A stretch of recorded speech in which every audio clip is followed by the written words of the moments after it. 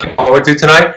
This is a book that I'll be honest with you. When I read 6 or 7 years ago and did a webinar about it, I would have given it about a B. When I read it this week in preparation for redoing this broadcast, it moved up to an A for me. And maybe that's just about my own evolution in the process. And I find that so much of the times, and the clients that I work with talk about this, so much of the time, it's something that when we're prepared, when we're more educated, when we've evolved or grown a little bit more, that's something that we might have found uninteresting or inconsequential, or in this case, I had kind of a warm reception to the book, to the ideas, that when we change and go through a process, that it becomes much richer to us. And that is the case with this book. So it is a book that I would highly recommend. It's called The Price of Privilege. I'm going to review it tonight and then talk about some thoughts and ideas that I have about it, teach from it. And really it starts off with a therapist, Madeline Levine, in her practice. And client after client, she saw mostly adolescent children. Client after client, she saw riddled with depression, anxiety, self-harm, substance abuse. And she wanted to find out why this was her population, because most of these kids came from affluent families that had lots of opportunity. Dr. Levine's practice was in Marin County, California. And so she wanted to make sure that it wasn't something unique to her specific niche or where she lived, but if this had some universal lessons in it. And something interesting that she talked about is this idea of privilege, this idea of affluence. I think sometimes we think of it in terms of somebody that has more than we do, or somebody that's in the top 1 or 2%. And she just talked about the vast opportunities that middle, upper income families have in our country for tutors, teachers, activities, being in schools where you're not going through a metal detector, where there aren't shootings in your neighborhood. She's really setting the bar lower than most of us would set. And one thing she says that's really important, it makes clear, is that money is not the root of evil in these stories, right? That it's not what causes the problem. So I'm going to talk about this. I'll talk about, first of all, this narrative that she alludes to in the book, this idea about how we think about parents and children in our culture today. And we have this narrative about hovering, over-involved, snowplow helicopter parents and spoiled children. And then what she says about the children is that the children aren't necessarily spoiled, but they're children that are struggling. And then she also says the parents aren't necessarily narcissistic, but they're parents that are struggling. I think that's one part that she missed, because I think when she's saying they're not narcissistic, she's probably talking about it in terms of the way that we usually think about narcissism, because we usually use that word as an insult. And we usually think about it with somebody who's very grandiose and arrogant and off-putting, when really narcissism is a wound about not being seen in one's childhood. And narcissism can be very depressed and deflated. So the wound of parents really is a narcissistic wound, right? And that's where their struggle comes from. And unfortunately, the solution with these parents is that they want to give their children what they weren't given.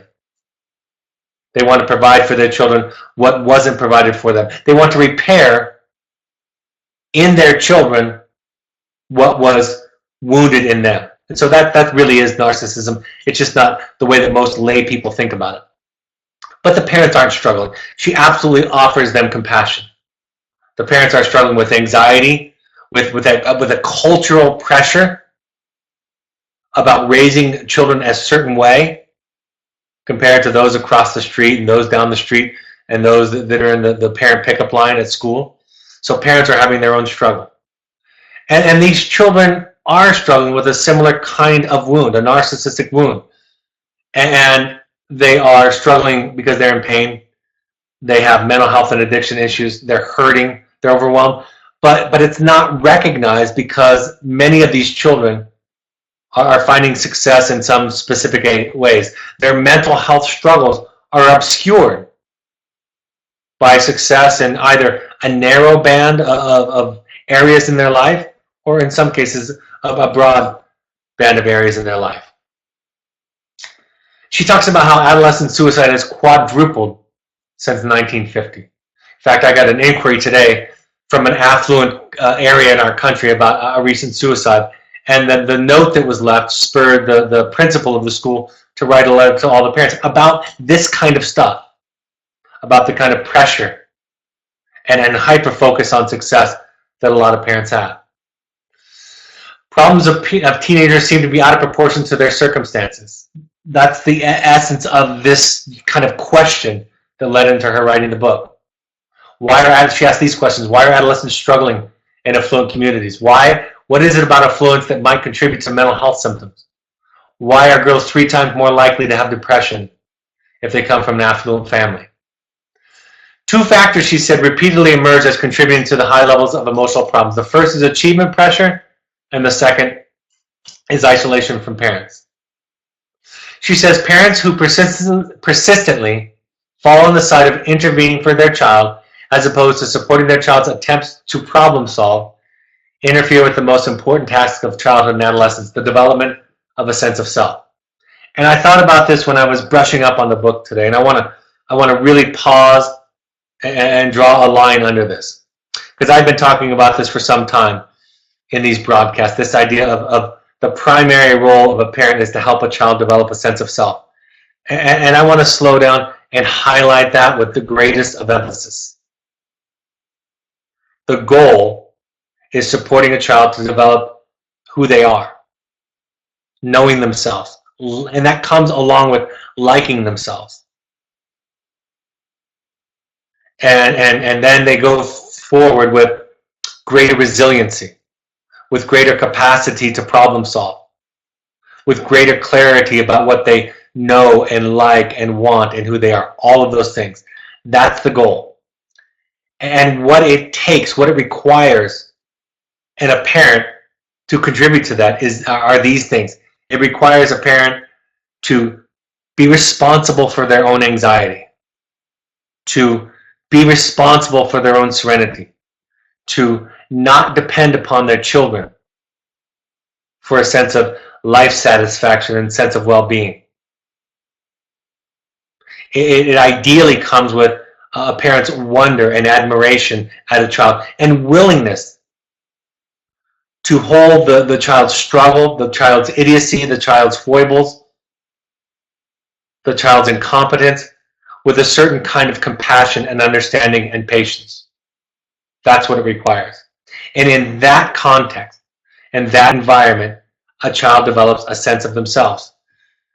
What comes out of that is our ability, our willingness, our capacity to let them struggle more. Our ability, our willingness to let them feel what they're feeling, even if, and don't be confused. I've said this for 20 years. As a trained therapist, I can talk somebody out of their feelings, or make a case, I should say, to talk somebody out of their feelings almost every time. Doesn't take a lot of talent.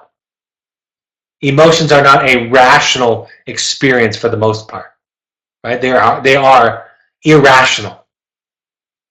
And so we justify our wanting to talk our children out of the feelings from a place of saying, well, that's not rational, that's not reality, that's irrelevant. We let them feel. We let them feel hurt, sad, angry, disappointed, insecure. We let them feel feelings of anger towards us and about us. Right? We allow them to feel what they're feeling. We hold it without letting it compromise our values, ourself. We hold it. We value the mistakes on the journey as much as the successes. I saw a couple of times this week from friends and colleagues on social media talking about their children, talking about how proud they were of their children. I'm a proud father, a proud mother. You know those bumper stickers, proud mother, proud father of an honor roll child. And whenever I hear those, I cringe inside. Right? It's not that important for to be proud of your children.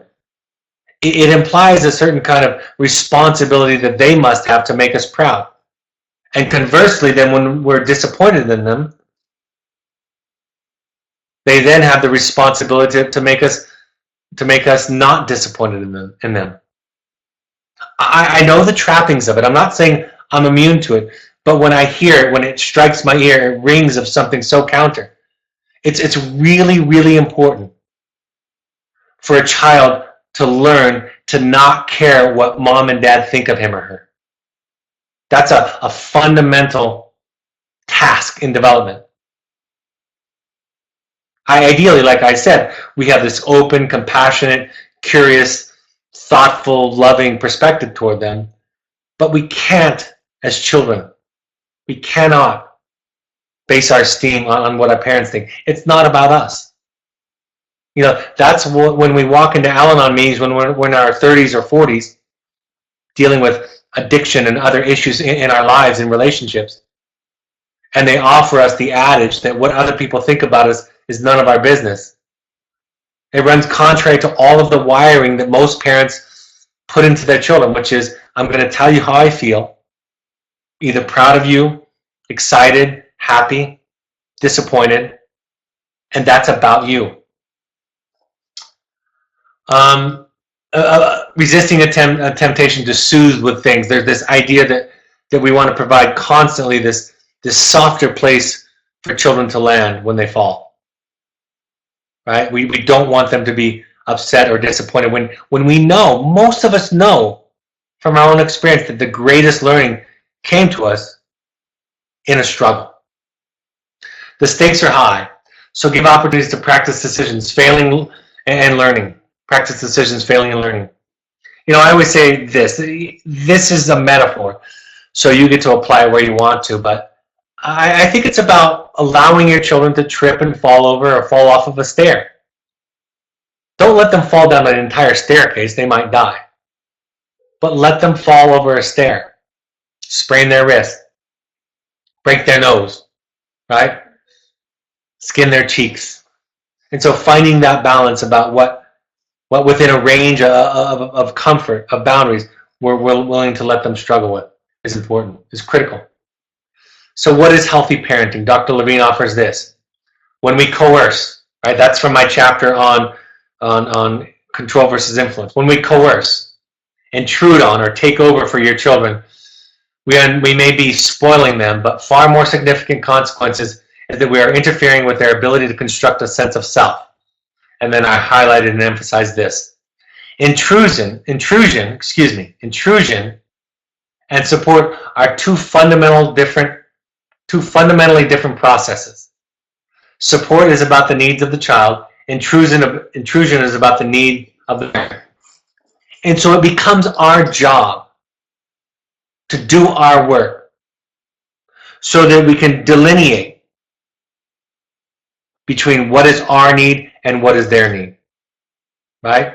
That is what therapy for parents and the role of parents is about, is to figure out what we are, who we are, and then what they are, and then the relationship between the two.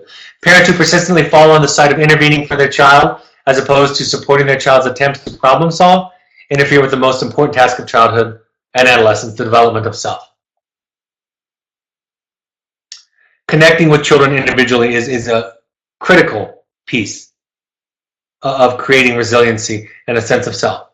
The research that I did during my doctoral degree, and I've shared this many times, said that the one thing that most powerfully mitigated childhood trauma was when a child could identify that there was one consistent and stable adult in their life who saw them, who got them.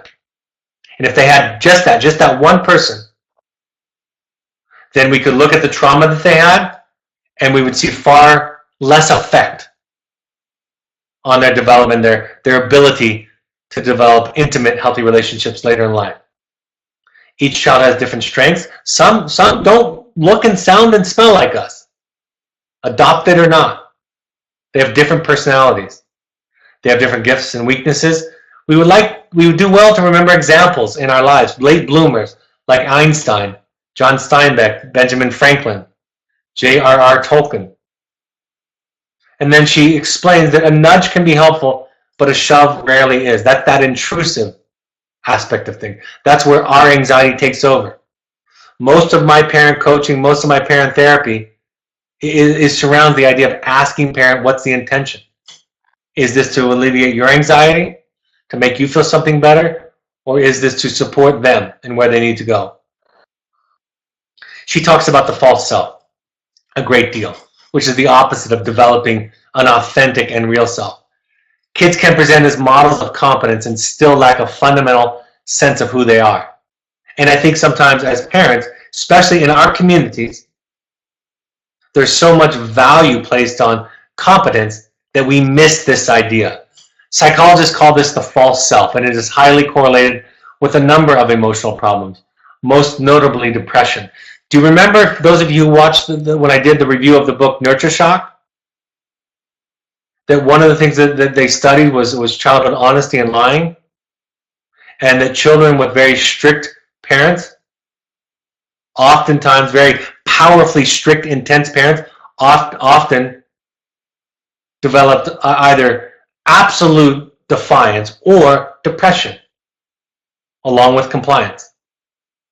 Depression is often a comorbid, a co-occurring feature when compliance and obedience is overvalued in the family and enforced. Working primarily to please others and to gain their approval takes time and energy away from the children's real job of figuring out their authentic talents, skills, and interests. The false self becomes particularly problematic in adolescence as teens are required to confront the normal proliferation of self. So again, the self is messy. The self, helping develop a child's self, is labor intensive. It takes more capacity.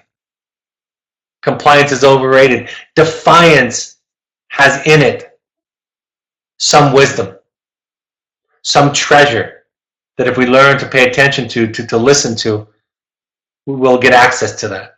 Anger in our children has wisdom in it. It's coming out sloppy, sideways, in an obnoxious way, absolutely. Just as all of their symptoms are, the cutting, the substance abuse, the depression, the anxiety.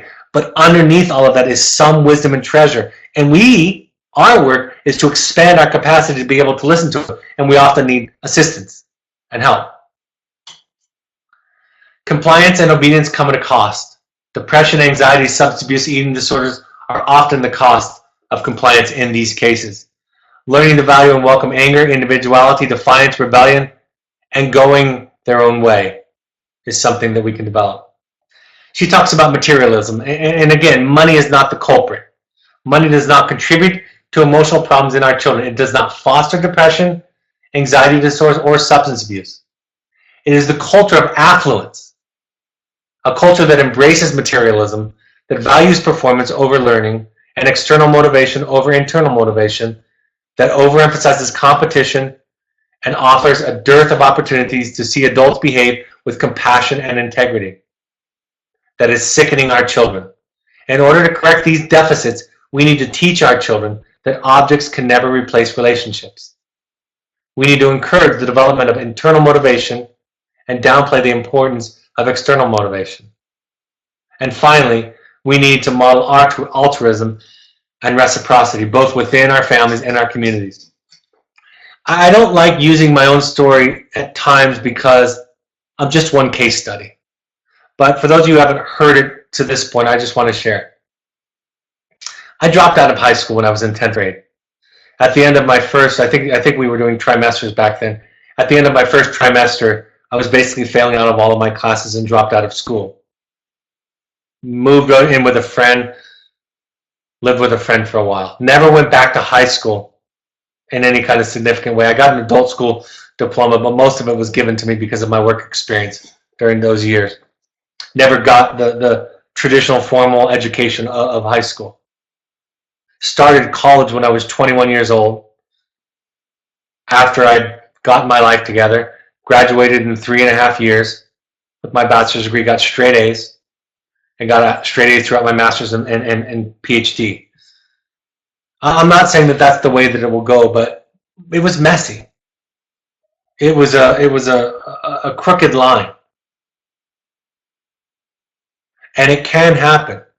Steve Jobs, although I don't believe that he's the model of mental health, but in terms of success, you're talking about somebody who dropped out of college, who traveled, whose parents supported this non-traditional education. So I highlight a few examples. I could talk about Albert Einstein and his approach and how much difficulty he had with the establishment of education in this country growing up.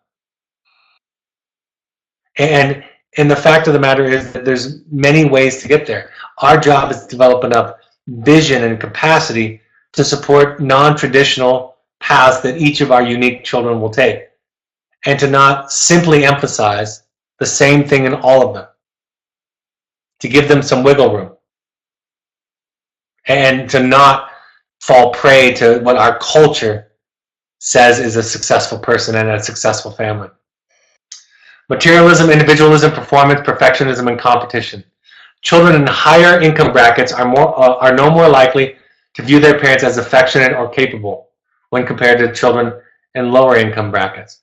Money doesn't mean no problems. Parents ask me why their kids are depressed and what that does for a child.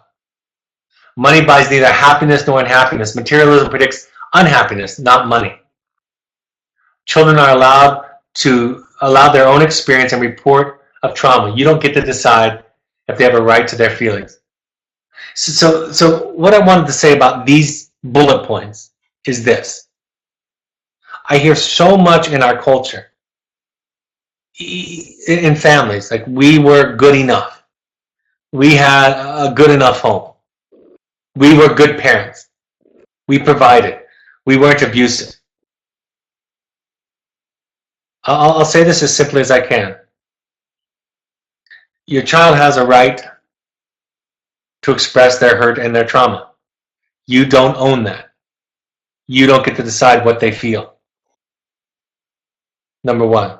Number two, the most enlightened parents I've ever worked with, ever talked about, are able to talk about the fact that even though they fit the mold that I just described about good enough, providing, they weren't abusive, their response, their awareness is such that they say things like, I realize how many mistakes I made, that I make them all the time.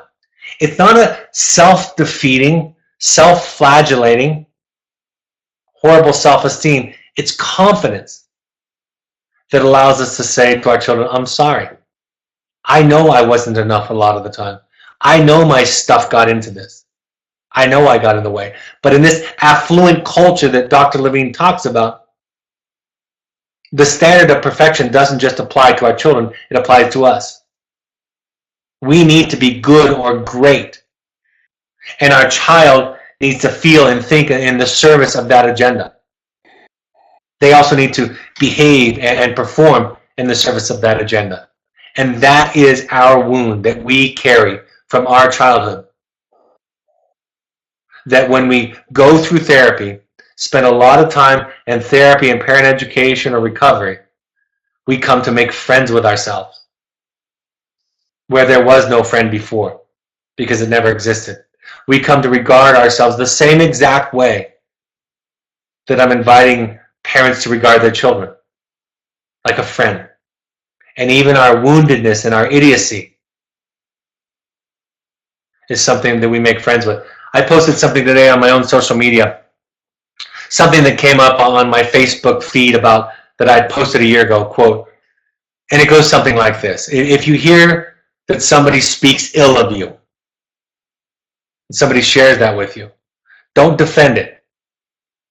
Simply respond by saying, that person was misinformed of all of my other shortcomings and faults, otherwise they would have spoke of those too. Right? That's what confidence sounds like. That's what self-esteem sounds like. Self-esteem as a parent, confidence, compassion for yourself sounds like finishing this broadcast, finding the next opportunity to gently and briefly say to your child, I'm sorry.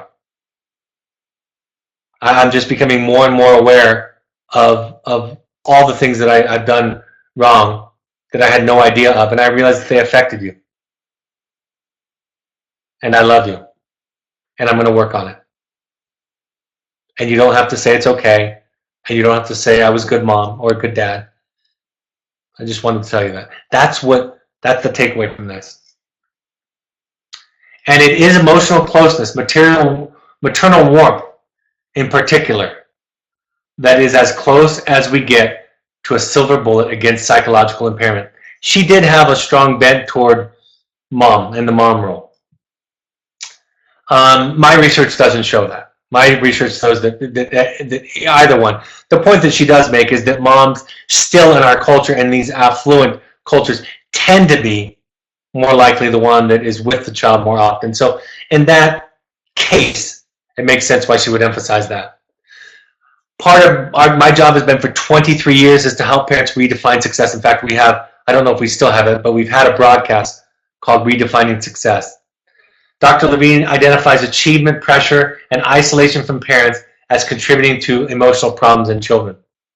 Affluent parents may hesitate to seek professional help more than other groups of parents because they want to protect their children from a sullied reputation or academic record. It's just one of my greatest sadnesses, the stigma of mental health issues and mental health treatment. It's something that as long as I have a voice, I'm going to be speaking to, sharing about, and saying that we all have these issues. We're not alone.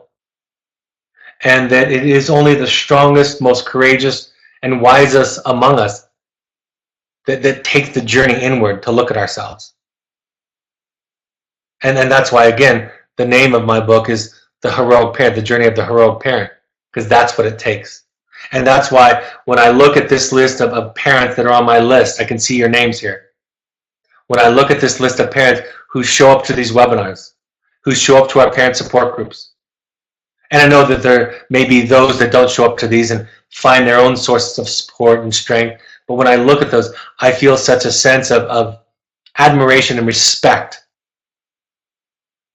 for the courage that it takes to dive into this, instead of to sit back and say, I don't have a problem, it's just my child. Kids are bombarded with messages about the importance of high performance at school, at home, and in the media. What they really need is to be educated about the values of perseverance and perspective, and to understand that learning and performance are not always the same thing. They need to see that their parents value effort, curiosity, and intellectual courage. I should have taken some of the quotes from the letter that principal of the high school where the suicide occurred wrote, because he said things like a C is okay and a B is okay. And we need to develop a culture where learning and effort and making mistakes are valued over an A or getting into a certain school. That I am absolutely positive, and he is positive, and according to the suicide notes left behind, were and are prevalent in his affluent community. It was Orange County, California, by the way. My home county, where I grew up. Money and coping. Using things to soothe oneself may set a precedent that other external solutions are a way to peace, contentment, and self-esteem. Drugs, sex, food, and peer acceptance.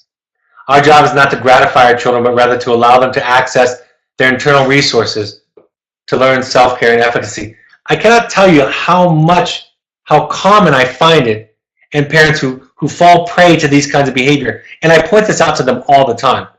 How resourceful, what great problem solvers they are. I'll often say to a parent, if you or I were in this situation that your 15-year-old, 17-year-old, 22-year-old child was in, we would have 20 solutions. Right? That's how we are. But offering or instigating or injecting those into the child doesn't necessarily translate into them developing them. Sometimes the only thing that's going to help, oftentimes the only thing that is going to help, is when they're uncomfortable enough to try something different. Rescuing can contribute to poor self-management and coping skills. We have to learn to tolerate our children's distress. That's what I call learning to tolerate empathic misery. Learning to be the bad guy. You know, this was one of my first discoveries as a parent educator and therapist. And Dr. Levine speaks to this with eloquence in the book. Parents also have to be able to tolerate their children's disappointment, resentment, and even anger when their wishes aren't granted, when they are pushed to work out problems on their own, and when they are frustrated. A routine theme among the parents of my distressed teens is their inability to tolerate their children's unhappiness, especially when it relates to the parent themselves. I love this quote. It's in essence the summary of my philosophy and the crux and the overlap of Dr. Levine's book. We have to be acutely attuned to our own psychological issues and our own happiness, or lack of it. We have to be willing to take an unflinching look at our parenting skills. Right? That's our job. That's what's going to lead to the greatest success. That's the project. For those of you that might be new, I just want to say this to all of you. In my experience, from my vantage point, this slide, this quote, this is the thing. In order to be successful, and I won't go into what that means right now, but in order to be successful, in order to have the greatest positive impact on our children, in order to maintain the greatest amount of serenity and clarity, this is the task. And I'm going to read it and repeat it slowly again for those that are listening on the podcast. We have to be acutely attuned to our own psychological issues and our own unhappiness, or our own happiness, or lack of it. We have to be willing to take an unflinching look at our parenting skills. That is what it takes. If we do that, if we make that our project, we have the best chance. I had a parent ask this in preparation for the webinar. The question, have I caused my child's problems doing to be a successful professional? It's not that simple, but it presents challenges, right? You first of all are likely living in a culture, an affluent culture, that places the kind of values that Dr. Levine warns against, performance, achievement values, on children and on you. So you're at a disadvantage. You also have some luxuries that lesser successful people have. I've said this about my mother. My mother did not have to decide about how much to give me. She just could not. She did not have the resources financially to offer me what now I can offer my children. So I actually have the disadvantage of having to decide. I can pay for things for my children that my mother never could have paid for. My mother couldn't spend a dime on college for me. I had to earn that through scholarships and grants and graduating college with nearly $100,000 in debt. I had to do it that way. And she wasn't setting some kind of heroic boundary of making me work hard. She just didn't have it. So in that way, I had an advantage growing up. My mother had an advantage growing up. But what this luxury also asks of us is to do more work. To do this kind of work. To go to 12-step meetings, to go to parenting therapy, to discover ourselves. Because if we go through this in an unquestioning way, simply sitting back and pointing at our child and what they're not doing well, what they need to do more of, how they need to turn out like us, or like our standard for them is set, it's not going to work typically. And in some cases, the most tragic outcome is a successful child who lives a life of quiet desperation with depression and other mental health issues that go untreated because they're able to hide them well enough. I used to have this slide up for the first 5 years of doing the webinars. It's not a simple cause and effect, but what we can do is we can look at our part of the dance, because that's the part we have control over. So what's the take home for this? Is making it your responsibility to develop your own sense of serenity. That's your job, not your child. To develop your own peace and life satisfaction, it's not your child. If you tell me that you're miserable because your child is struggling with X, Y, or Z, that's a you problem, not a them problem. And in fact, if you want to contribute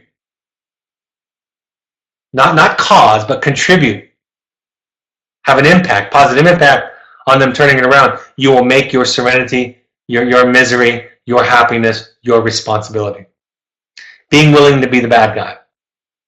Learning to develop enough capacity to allow your children to dislike you, to think you're the worst parent in the world, to not take it personally, to allow it to move through you, to make sure that you shore up yourself with other sources of support and that your child not become your primary source of support. Do not use emotions. This is coercive. Emotions, sad, angry, proud, as behavioral methods for improving a child's behavior. If they go up through life believing that it's their job to make you proud and not disappointed, that will fundamentally undermine the development of a sense of self. And of course, time. In affluent societies, time is the treasure. Children don't measure money and financial resources as love and affection, whereas they do in poor income families, low income families. But what children measure as love is time. Allowing for struggle, learning to get comfortable with it.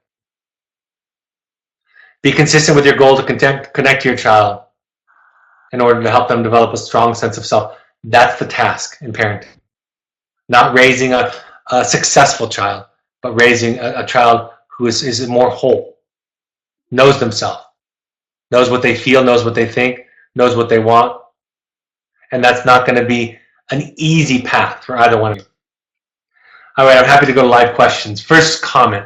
Thank you for sharing a bit about your own story with us. My son is definitely taking the sideways, messy route to adulthood. Your story gives me some hope. I'm glad that it does. I know that it's possible. Next question. If a child is not showing gratitude for something as simple as buying a hat or lunch, a simple thank you, how do you handle that in a moment when a thank you would be expected? It's a great question. You could just not give them something next time.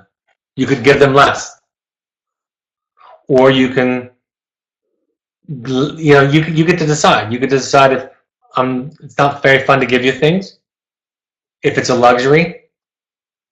Or you could say, in family therapy, in family systems theory, they define gifts, and they don't just talk about things like hats or presents. But a gift is something you give with no strings attached. And gifts are important. Whereas a contract or an exchange is where you give something expecting something in return. Neither one of them are prioritized as better than the other, but be clear about what they are. And it's okay to have a discussion about which is which.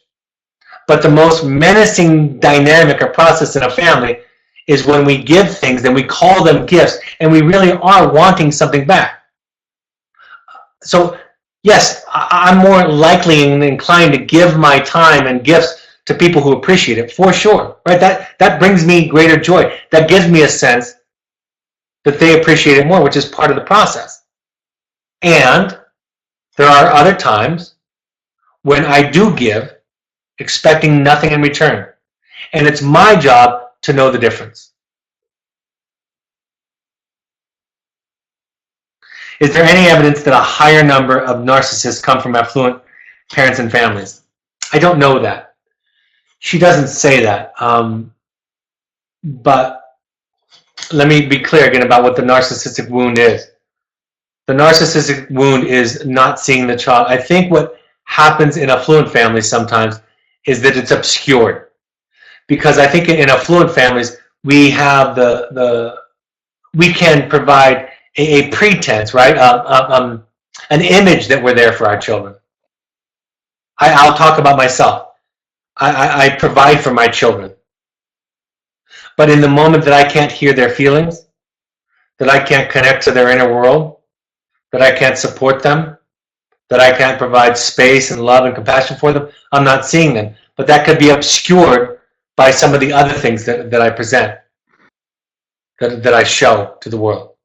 She gives examples in the book of, showing up at soccer games, but not showing up at the dinner table. That's an example where in an affluent family, in an affluent culture, it might look like you're there for the child, but soccer is about performance, right, and achievement, versus just being there at the dinner table. So I don't know that it's unique to families.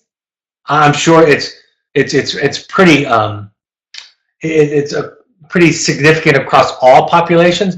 But I think in affluent families it can be obscured, it can be dressed up to look differently, and then it comes with a message like you should be grateful, and we were good enough parents, and we gave you everything you need. So what comes with it is an extra dose of not seeing them in the form of you don't have a right to feel what you're feeling. And I will show you the evidence that what you're feeling and thinking is inaccurate.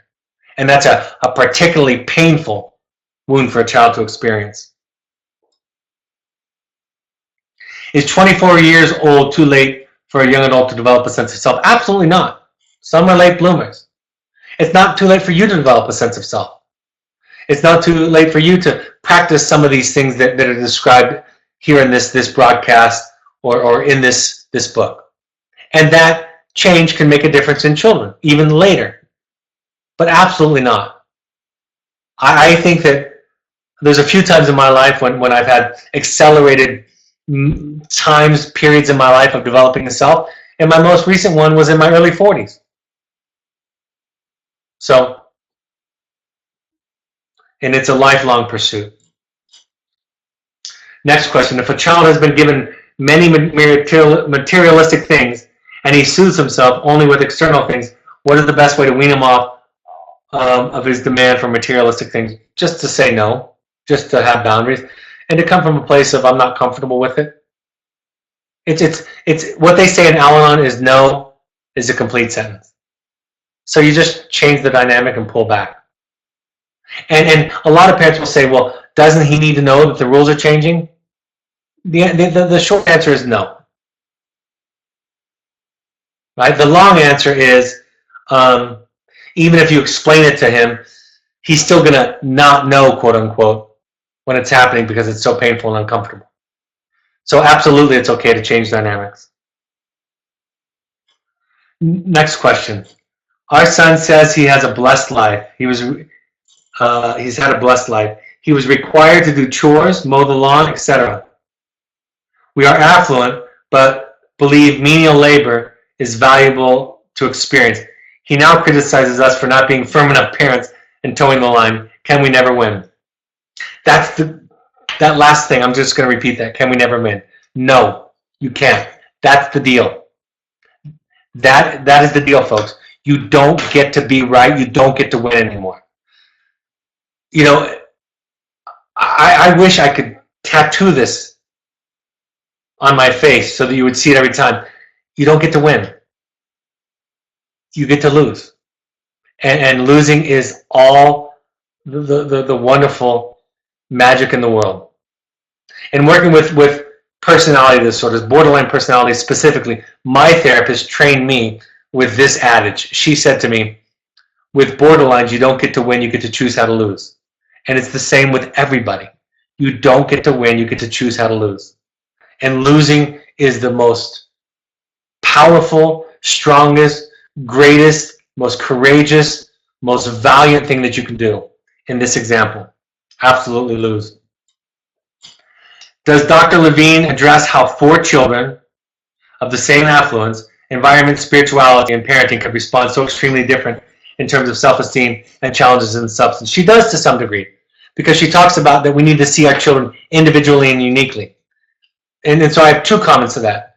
No 2 children grow up in the same house. I'm going to say that again. No 2 children grow up in the same house. Number 1. Number 2, there's this mix between genetics and predispositions and sensitivities and sensibilities that when they interact with a certain kind of environment have very, very different outcomes. I have 4 very, very, very different children, all of whom grew up in 4 very, very different kinds of homes, right? Even though they all grew up in my home. I have 4 very different kinds of children, and they all grew up in 4 different kinds of homes. So what Dr. Levine talks about is seeing each child as unique. And that is a practice and a discipline. And so the question that you asked, which is not an uncommon question, very common, it really does speak to the core of this dynamic. that there's this idea that children grow up in the same home, which they don't, and that it must be something wholly and uniquely to the child.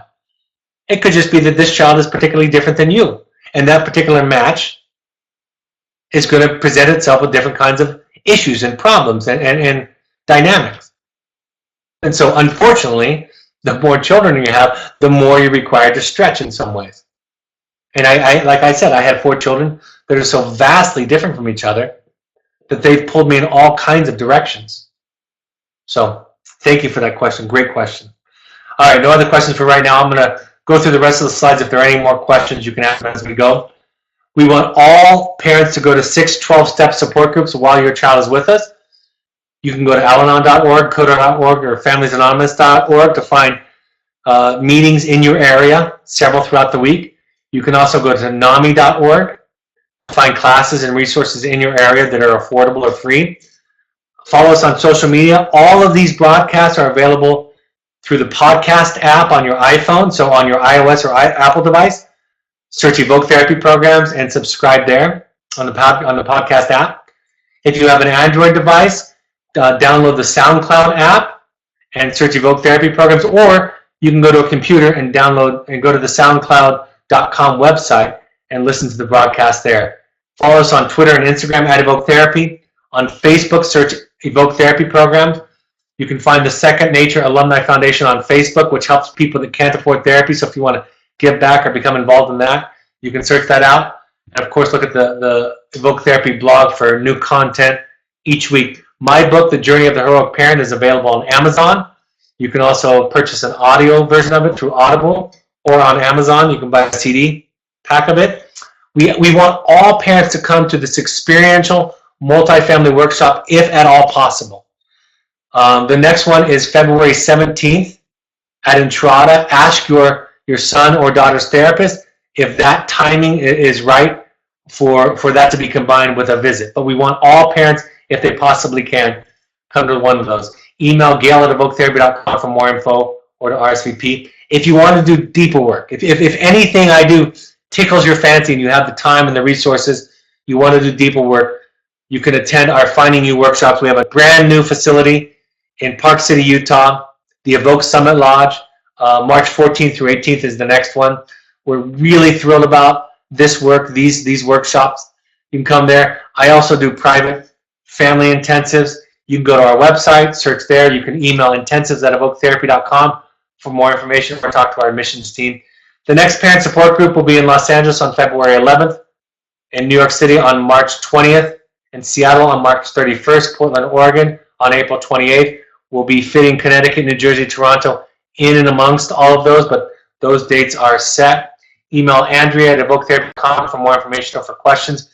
Our pursuit trips are for families or for young adults who want some sober fun or therapy light or reconnection.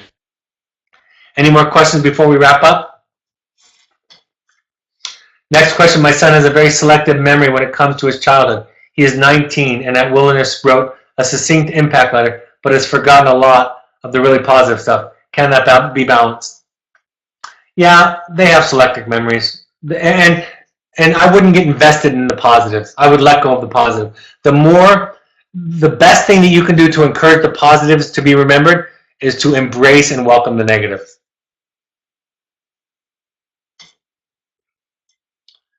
And then some parent writes, I'm very thankful I got to experience Finding You intensive at the Oasis. You're right, we don't do those very often, hardly at all anymore, out in the field. I might be doing one this month for a family by the request, but otherwise it's at our new location. So thank you for your comment. All right, folks, thank you for joining us tonight. I hope this was a helpful point of contact. I encourage you to go out and take a look at Dr. Levine's book. It's a fantastic read, and I think has a lot of insight into a lot of the dynamics and the culture that a lot of us are living in and among.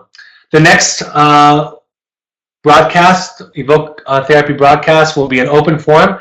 This will be for parents, of course, for you all. Also for siblings and extended family and friends are also welcome to attend. So please invite your friends and family or siblings to attend. That'll be Monday, February 5th, this coming Monday at 7 p.m. Mountain Time. Have a great week and a weekend, and I'll talk to you on Monday. Take care. Bye-bye.